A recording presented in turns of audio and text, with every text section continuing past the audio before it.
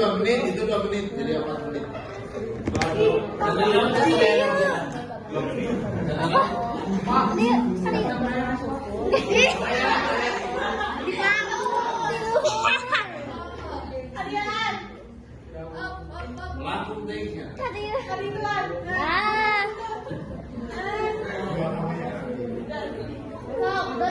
Assalamualaikum warahmatullahi wabarakatuh. Waalaikumsalam.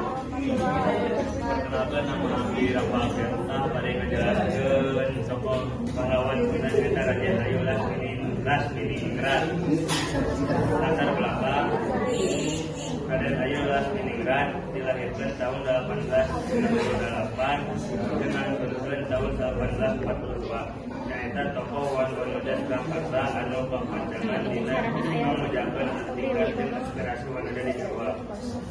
Identitas pendidikan Raden Ayu Lasminingrat diajar di sekolah Belanda di Surakarta daerah sistem pendidikan kolonial Jerman Serikat. Dia berzina tampil antika relatif modern di Jawa. Keluarga Raden Ayu